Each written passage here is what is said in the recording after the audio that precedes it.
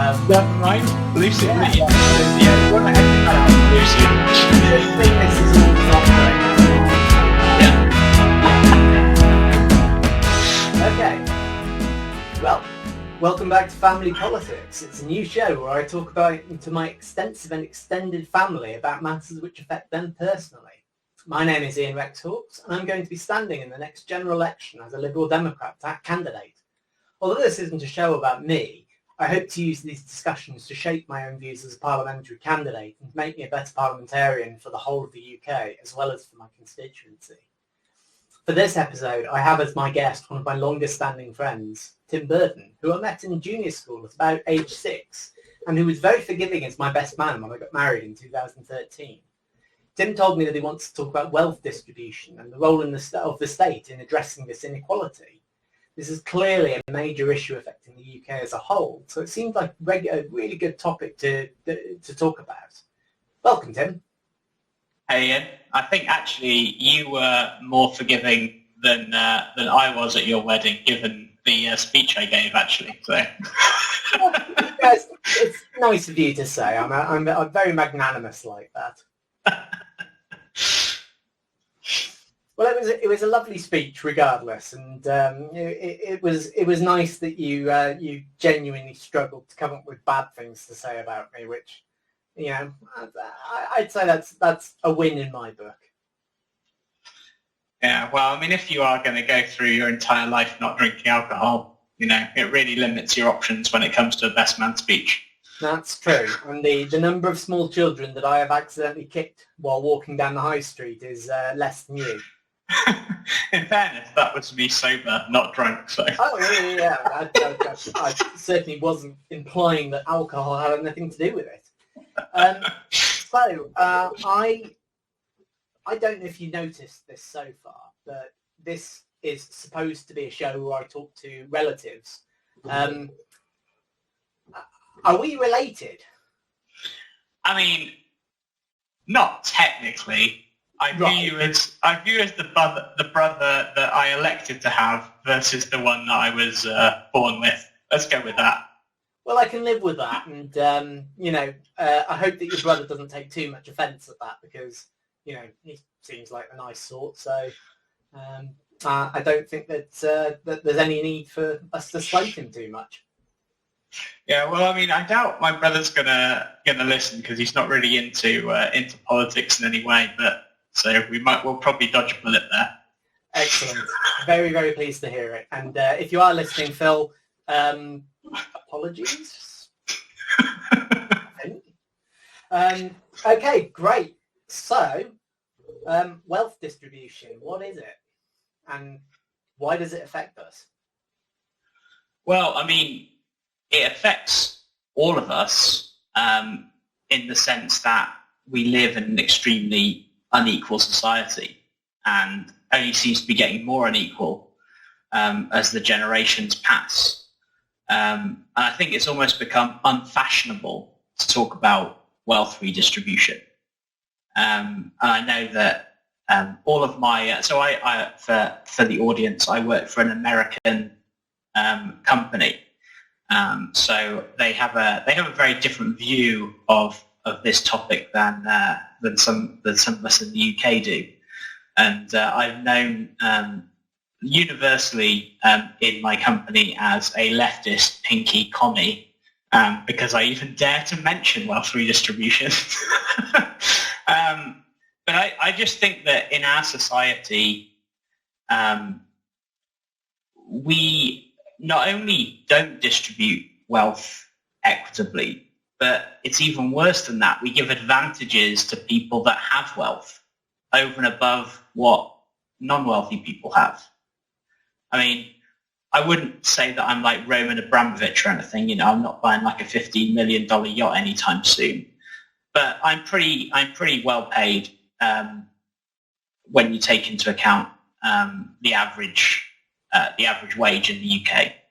Yeah, which is still probably around the 25,000 mark. Yeah, exactly. Yeah. So I mean, I don't know what the 1% limit is in the UK anymore. I'm probably verging on that level, but probably a bit below. But my company, for example, gives me private health insurance. I get a cash health plan that pays for things like my glasses. I get dental. I get all of these benefits that someone on my salary does not require, but makes my life easier. Whereas someone who, let's say a nurse working for the NHS gets none of those things, but they're on a wage where that benefit would be disproportionately beneficial, but they don't get it, but I do, just because of the company I work for. It's just, that's just a small example, right? But this is what our society's like. The people that have the most also, in many ways, get the most help. So, in terms of addressing that, it almost sounds like what you're saying is that everyone should have that same level of cover, that same private cover that you've got. But I'm not 100% sure that that's where you're coming from. No, I would like us to be in a position where no one needs that level of support, right? Where it's not a noticeable benefit to have it, right? Where we live in a society where no matter how much you earn, you can guarantee that you can get timely medical treatment, decent dental care, you can afford things that you have to have due to medical reasons, right? That's the society I want to live in, not the one where everyone has private medical insurance and all of that stuff, right?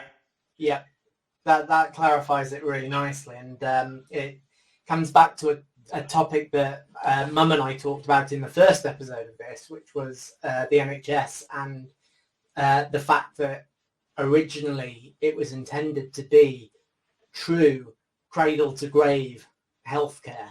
And actually, I think we've, as a society, lost our way a little bit in that we've almost treated it like a profit center. We've treated it like a means of generating cost savings or reducing the amount of expenditure without actually thinking, do you know what, this should be a shining gem, a really good example of,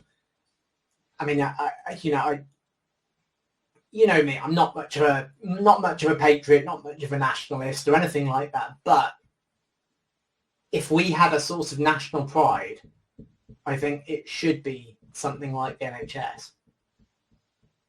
Yeah, exactly. And I think that, and I'm not against private enterprise, right, and capitalism, right? I'm not really a communist, but I do think that we don't price the value of things appropriately in this country, right?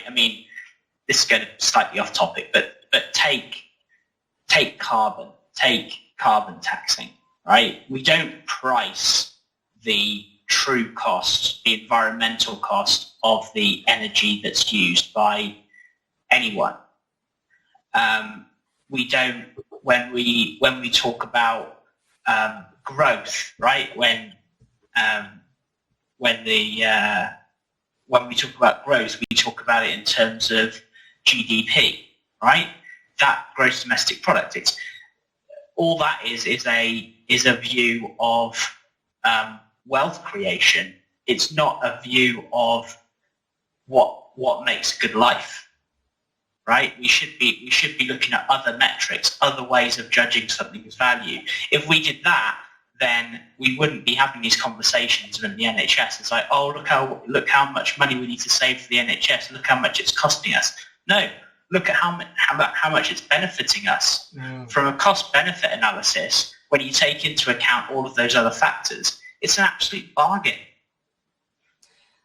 I can't disagree with that at all. I think that the NHS is a genuine treasure, and I think it's one of those things that we we should be funding completely, regardless of the personal cost. If everyone has to pay higher taxes as a result, then certainly you and I can afford that.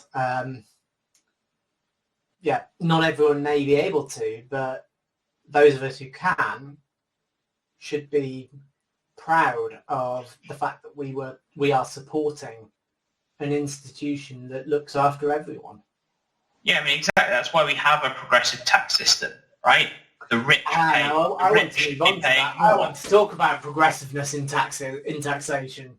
Do we have a progressive tax system? Well, okay. What does that mean? So when I say progressive, I mean the more you earn, the higher percentage you should pay. Not that we have a progressive tax system in the sense that it's progressive in sense of a social progressiveness, right? Because that's my entire point, that we don't have that.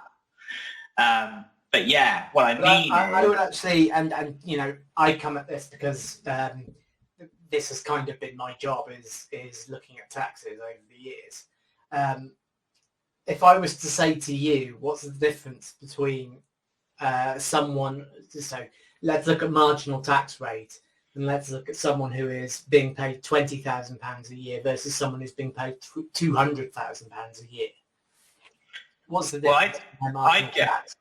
Well, I mean, it's not as big as you want it to be, and it's even worse if you think about a university graduate. So a university graduate on, I think it's like 25 grand a year, I mean, you know more about this than me, but on 25 grand a year has a higher marginal tax rate than someone on 150,000 a year. Yep. Insane. How can that be right? Just, even ignoring everything else, even ignoring the possibility of student loan repayment in this particular example. If you look at an employed individual, they will be paying 20%, so at £20,000, they'll be paying 20% income tax and 12% national insurance. So 32% tax. A higher rate taxpayer, so someone earning between 50 and 150,000, their marginal rate will be 40% income tax, but only 2% national insurance. So national insurance is actually an anti-progressive, it's a regressive tax system. So you end up with 32% as the marginal rate for someone earning £20,000 a year, and 42% for someone who is earning considerably more than that.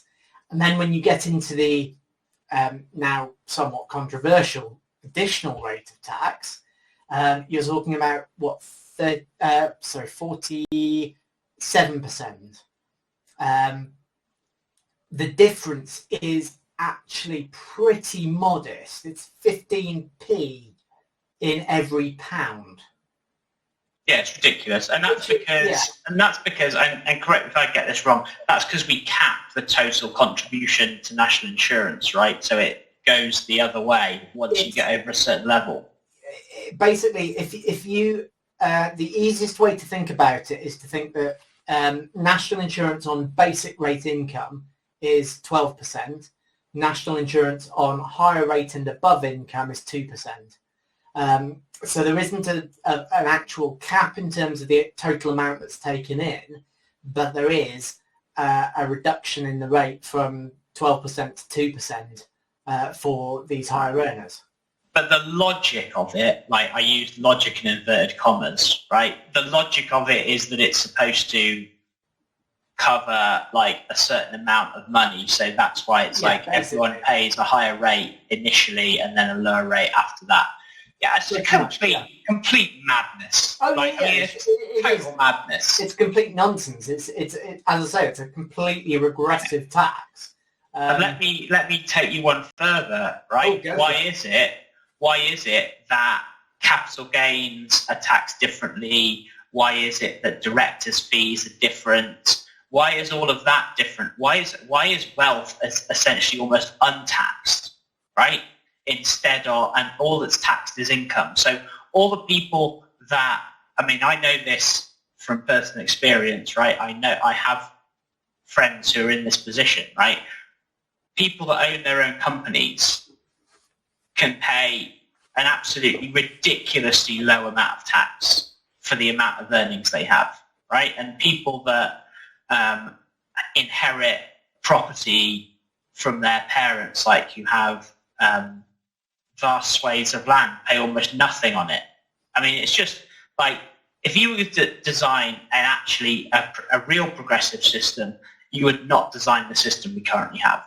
No, I wholly agree with that. And I think the way that I've described it to a few other people is that the tax system is designed to look fair, but it is anything but.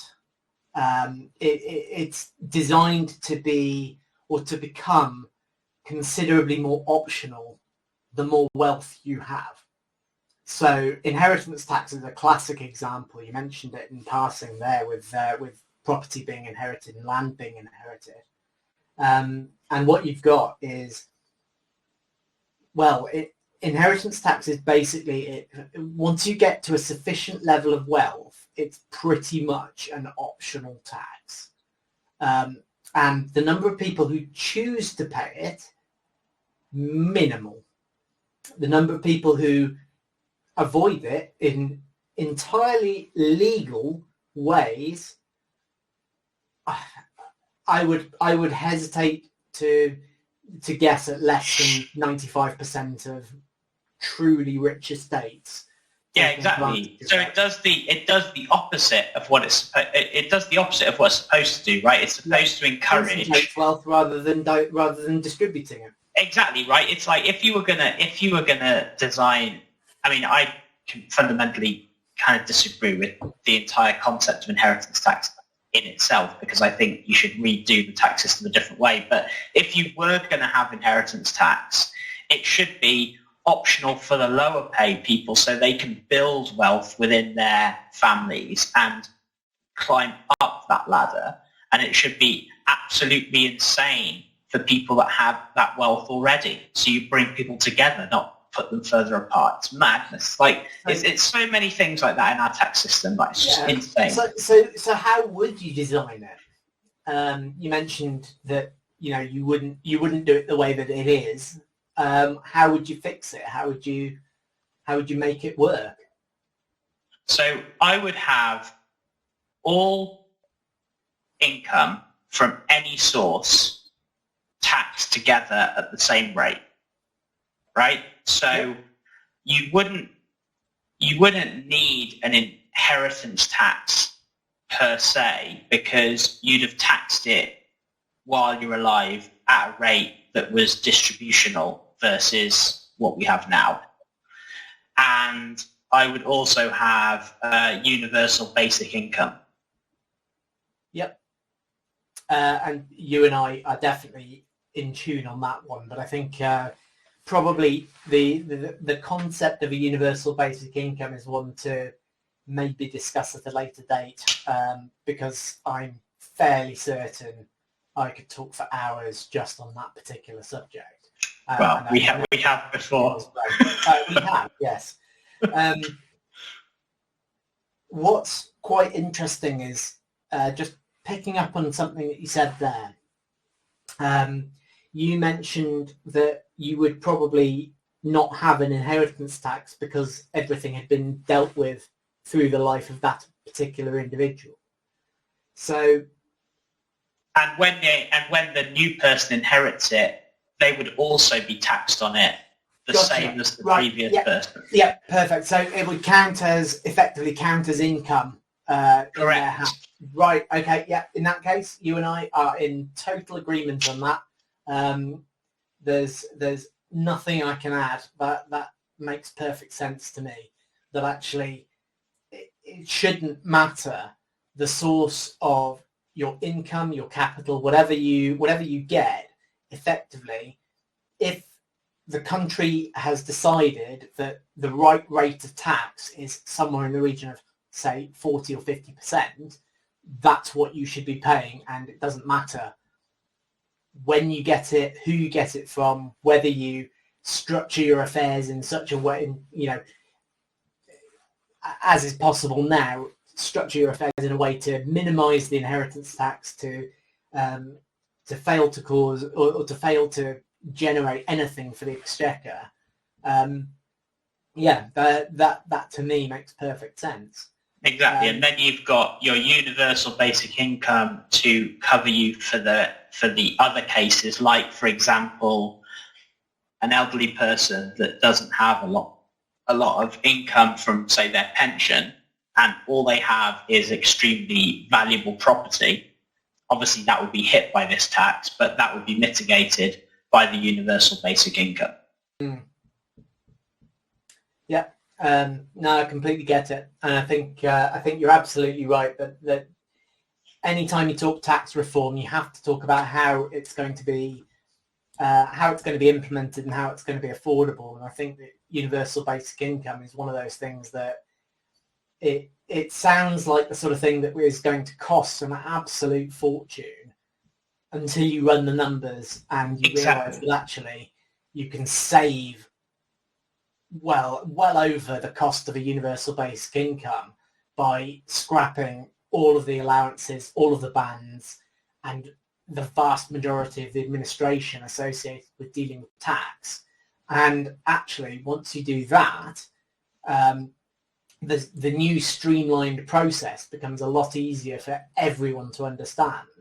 And we start moving more towards this, this fairer system, this system where the amount of wealth in the UK starts to actually be distributed outwards rather than concentrated into the hands of a few. Exactly, and then you've also got the other benefit, the side benefit, is if you own property in the UK, regardless of if you live in the UK, that property incurs the same level of tax. It counts as your UK earnings, right? So you have to pay the exchequer. Have you been reading my manifesto? I did skim it, but the only thing that we disagreed about in that manifesto was the level of the universal basic income. You had it pegged at 12 grand, before, and I would have it at 20. Yeah, and I get where you're coming from, and yeah, I am open to chatting through and finding out the best way to deal with it. My initial thought is that you started out at, say, £1,000 a month, and you effectively see whether that is sufficient to meet the needs that everyone has. If it isn't, then it needs to be revised upwards. There's just no question. If you look at how I think the Lib Dems passed a conference motion to introduce a form of universal basic income, but the actual amount in question was, it was probably £60 a week or thereabouts. It was next to nothing. It was just nowhere near enough to live on. Yeah, but you can't do it without making these other changes, right? Because otherwise it would be unaffordable. Exactly, and that's why they have limited it to such a small amount. Is that actually what they're trying to do is to address this concept of universal basic income, but without referencing a major change to the tax system. So, to my mind, so they're basically replacing universal credit with universal basic income.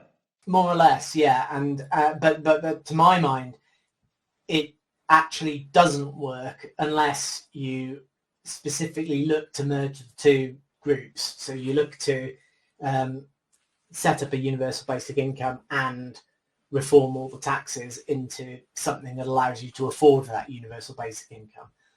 Because if you don't, then it's just unplanned spending, you just lose an enormous fortune for the country, and you pay for it in years to come.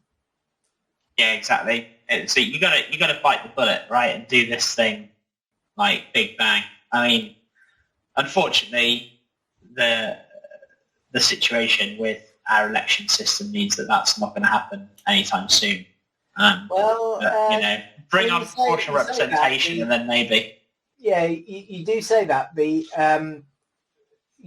following on from what Labour have passed in their conference, they came to the conclusion, or they passed a motion that said that they would add proportional representation to their next manifesto. Now, Keir Starmer is less than happy, and I think it's Angela Rayner has come out and said that she is very much a first past the post gal.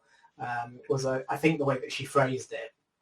But yeah, it's funny how they're first past the post people when they're up in the opinion polls, right? But then, when they're not up in the opinion polls, they're not going to have a nice little victory. Then it's sort of proportional representation is the way forward. Yes, well, it is interesting that, but it is genuinely reassuring to see that actually the Labour membership and the unions have both backed this idea of proportional representation being a better way forward.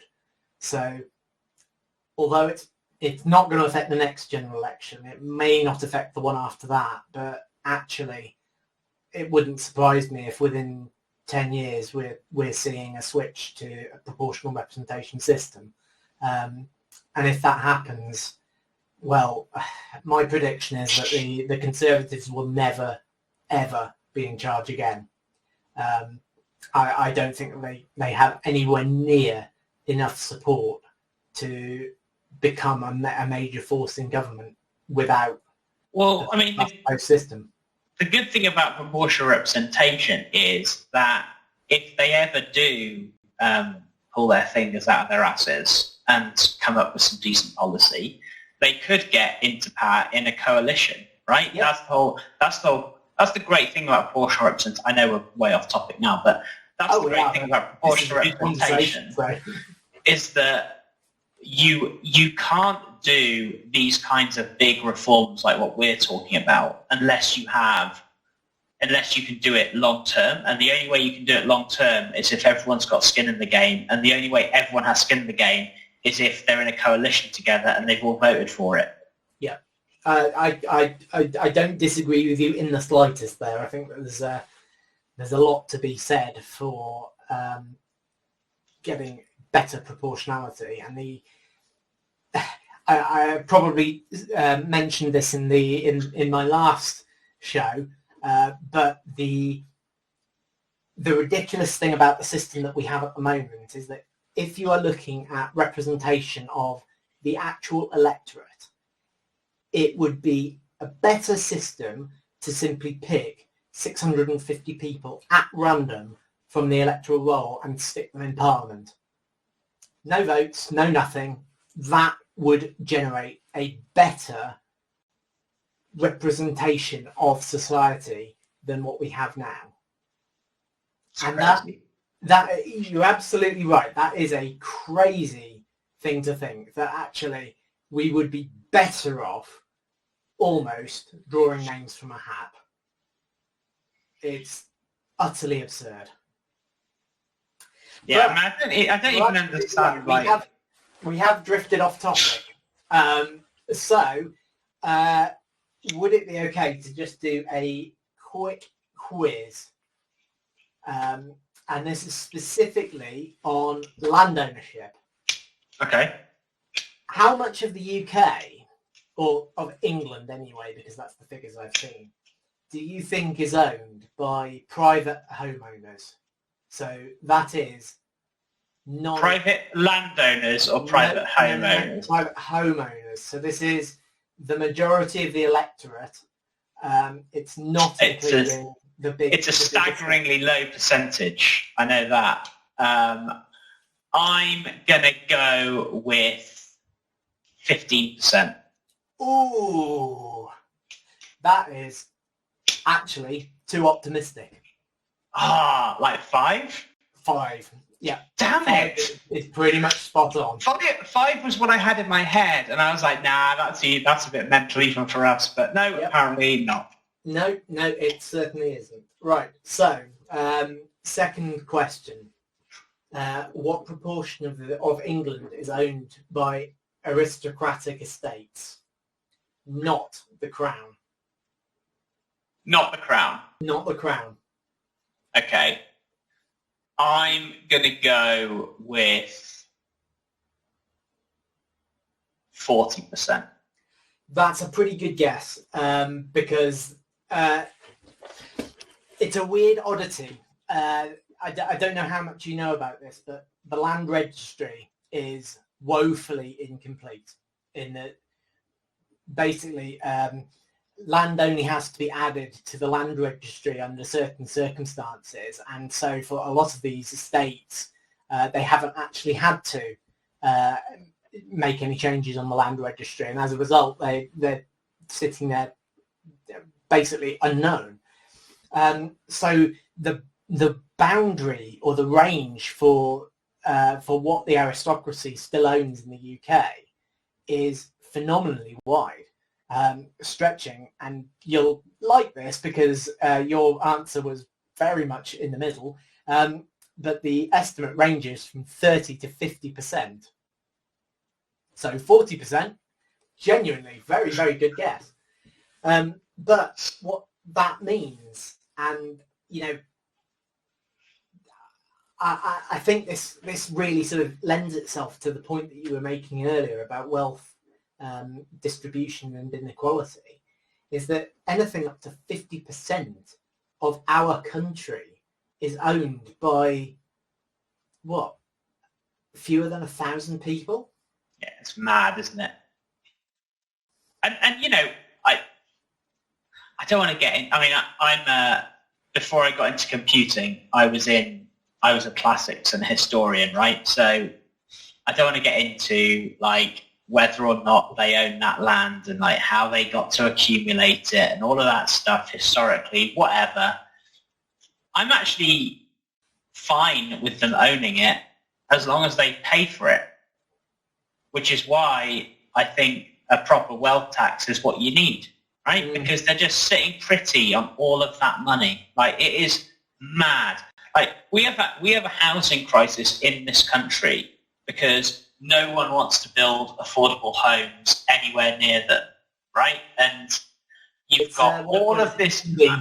Not in my backyard. Yeah, exactly. No one wants affordable housing. Everyone agrees we need it. No one wants it, like, anywhere near them, right? And you've got these people sitting on great swathes of land that are really not doing an awful lot.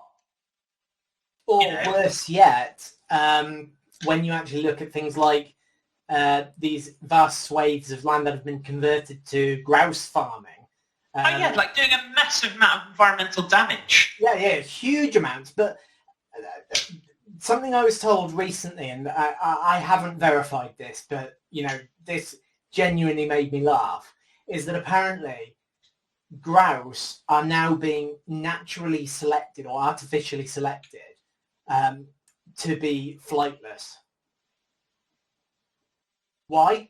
Because the ones that take off get shot.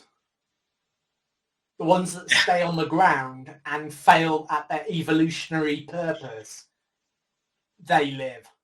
Because no one can shoot a grouse that doesn't actually fly.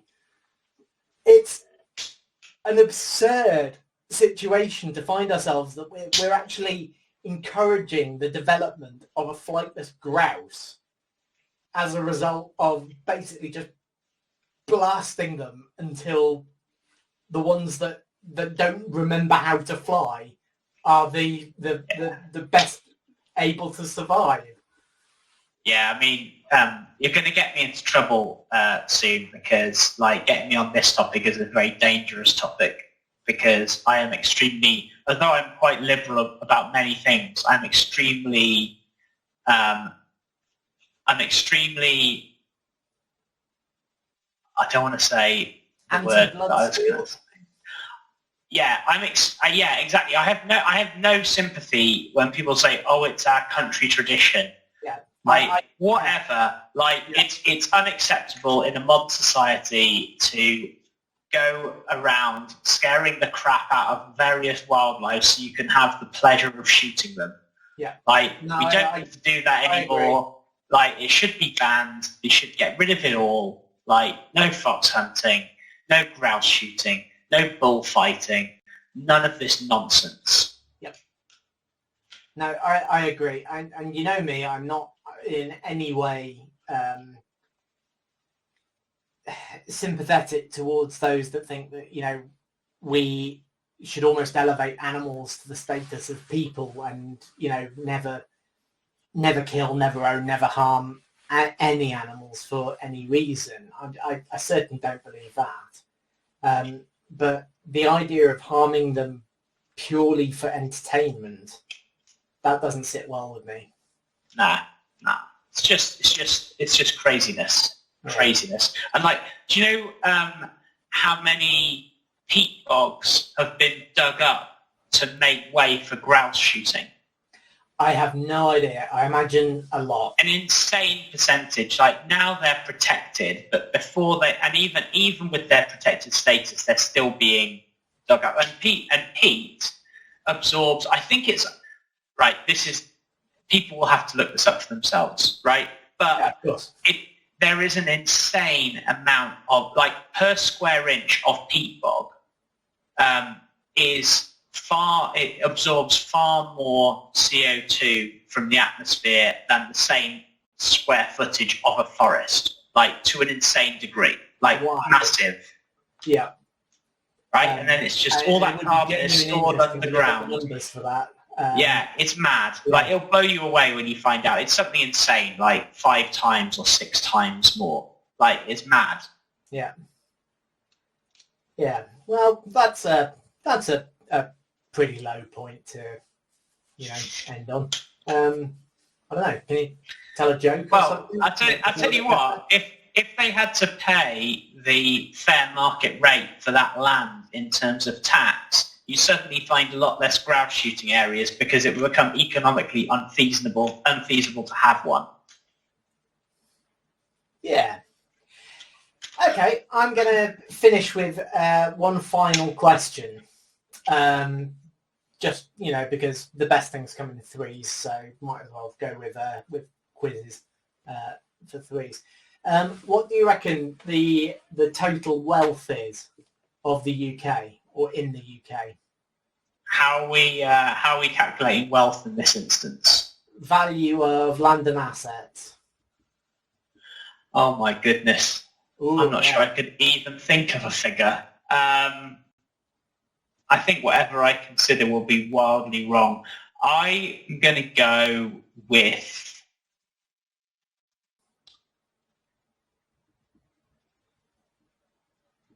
£100 trillion. Wow. Okay.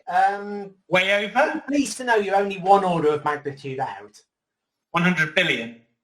Hang on. You've gone from 100 trillion to 100 million. That's 1,000. Billion. I said 100 billion. Oh, 100 billion. No. You've sort of gone way above and then way below. Okay, because when you said an order of magnitude above, I went to 100 billion because I had originally said 100 trillion. So what's the actual figure? That's 3 orders of magnitude rather than one. No, it's about 13 to 14 trillion pounds. Oh, okay. Yeah. Okay.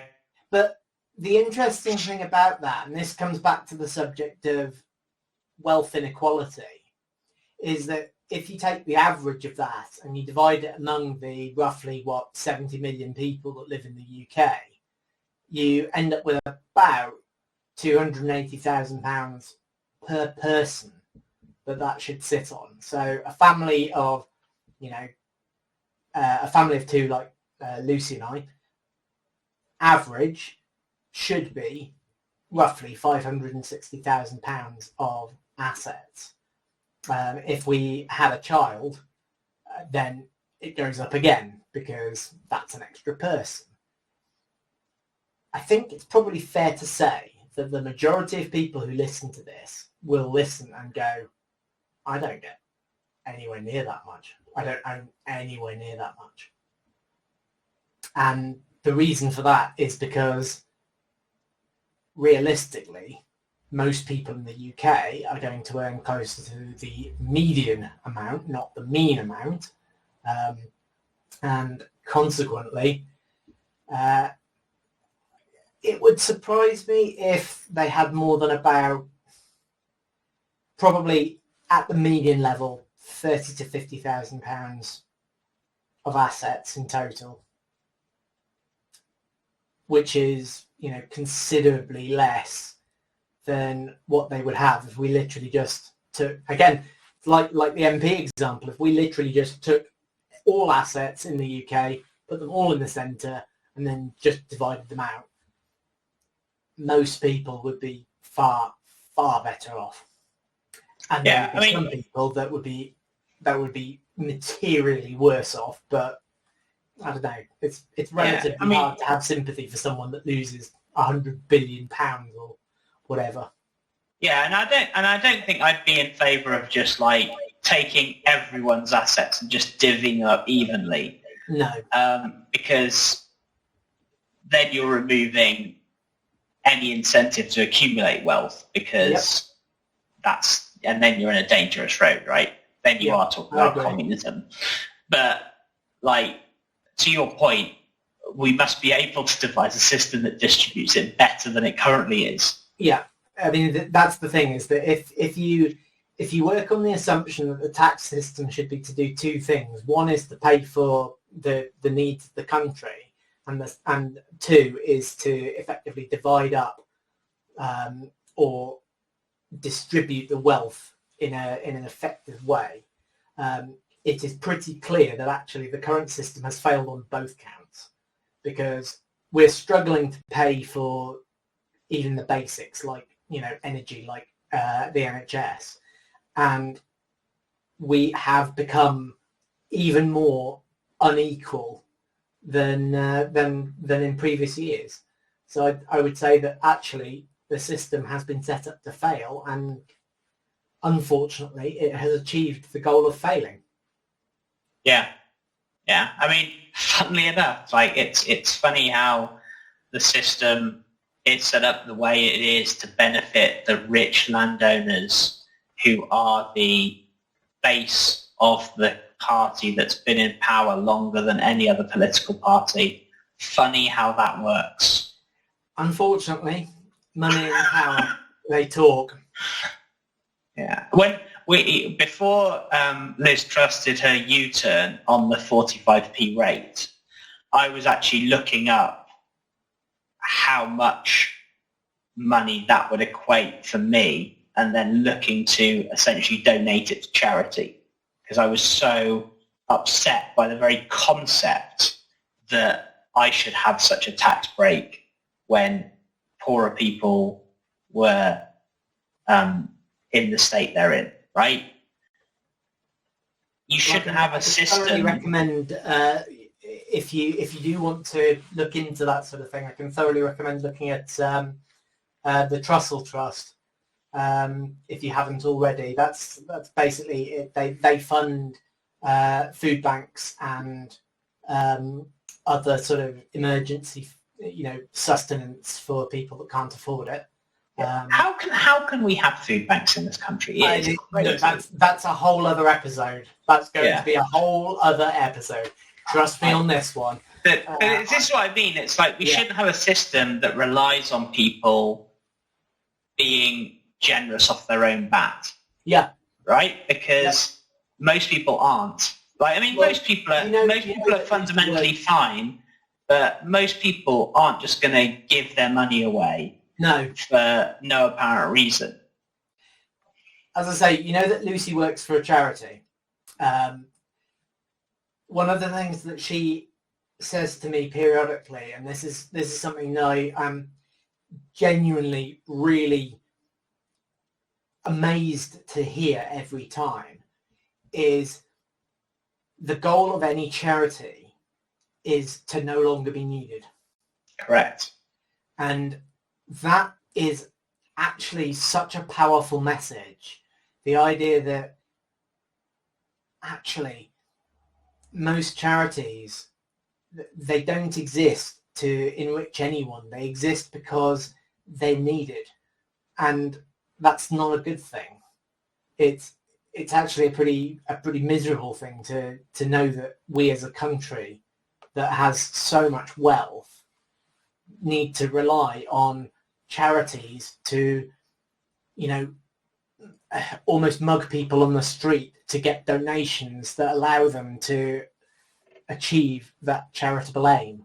Yeah, I mean, look at some of the stuff that charities do now that previously was just funded by the government. Like the number of charitable organisations. Like, let's take a good example, right? Age Concern, right? Age Concern should not need to exist in a well-run society, right? Because you should be fully taken care of in your retirement by the government. Yep. There should be nothing that you need that is not provided by the state. Absolutely outrageous that Age Concern exists. And they didn't used to exist, right? It used to be that sort of stuff was covered by the government. And then the government did cutback after cutback after cutback, put stuff down to local authorities, then reduced the amount of money they gave to local authorities to cover those services, and then charities had to step in. Absolutely outrageous.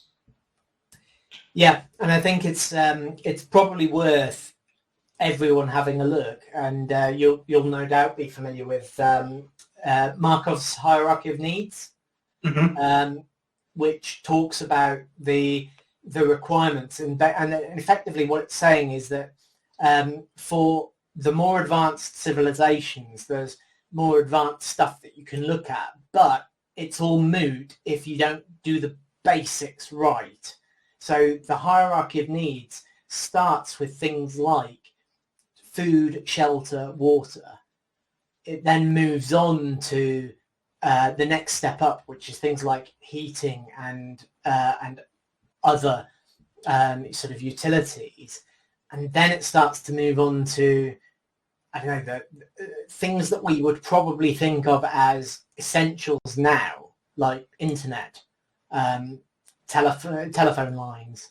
And then above that, you get things like the luxuries. You get sort of TV, luxury food, luxury drinks, that sort of thing. So, yeah, this idea that actually what we should be doing is taking a step back as a society and looking at this hierarchy of needs and saying, actually, we're not a successful society if we don't make sure that everyone has this as a bare minimum. And, we don't even succeed at that at the bottom rung. No. And that's not a good place to be. I think we need to be saying, actually, as a society, every single person should have their absolute needs met. And then we should be taking it a step further. We should say, actually, go a step further than that. Look at energy, look at other utilities, and say, no, everyone should have those as well. And then as we get more and more advanced, we should be thinking things like internet. Everyone should have internet. But we shouldn't be looking at, everyone should have internet until we've fixed the problem of everyone should have housing. And that, I think, is a really nice way I don't know, Ian. You could always just give all the homeless people free 4G dongles, because that'll help them out no end. Yeah, absolutely. Absolutely. That's almost a Liz Truss level of proposal for fixing. I can't remember his name, but what was that Tory guy got on talking about the energy crisis and like the inflation, and basically said like, well, I mean, either you have to use less energy or you have to get a better job. Like, Yeah. just get a better job, mate. Like, no worries. Yeah. It's I like, think the less said yeah, about that, the everyone better. can do that, idiot. Like, everyone can just Yeah. pull themselves up by their bootstraps and get a great job. What an Yeah. absolute burk. Yeah. It's like, as an individual solution, yep, maybe that'll work. As a collective, absolutely not, unless you join a union and the union negotiates a better overall package for everyone. The idea of everyone suddenly going and getting a better job just doesn't make any sense at all. Yeah, it's like has he taken a look at the employment market right now? It's like it's bloody knife fight for every position. Like, it's insane. And the other thing is this whole thing about like, oh, we can't do inflation matching wage rises because that will solidify the inflation. And it's like, what are you on, mate? Like, oh yeah, so the people that are the least well off, they're the people that have to sacrifice so that inflation isn't built into the economy, so that you can't borrow money to give tax cuts to people that already are wealthy as beyond belief. What are you on? That, I think, is a wonderful way to end the discussion, with a nice rant. Yes. So, just to close then, that has been a genuinely enlightening discussion. There's a lot to do here. It's nice to think that what we've discussed will immediately solve the country's problems in some small way. But in reality, of course, nothing changes unless the public get behind a demand for that change. So, I don't know, if what we've been talking about appeals to you, find a candidate that actually espouses that sort of thing as a solution. Find someone that wants to look at tax reform. Find someone that thinks that actually the existing wealth distribution that we've got in the country is horribly, horribly wrong and needs addressing. The current government aren't interested. The Labour Party, they are interested, but they arguably are trying to tweak the system. They're trying to rearrange the deck chairs on the Titanic. So, yeah, I think the whole system pretty much needs to be pulled apart and needs to be started again. So, on that note, get out there and find someone to vote for. If you can't find someone to vote for, do what I did. Step in and be that person for other people to vote for. So, my thanks. So I'd like to thank my dad, David Smurden. He's let me use the music for the theme tune to this show. My literal brother from another mother, James Smurden, who has volunteered to help out with the video editing. And of course my guest, Tim, who I did not realise today or before today is actually part of my extended family now. All right. Sage like nod. Thanks to everyone who's given me advice in getting the show launched. Thank you if you just watched it, especially if you hit like and subscribe for future episodes. This has been Family Politics. I've been Ian Rex Hawks, and until next time, bye for now.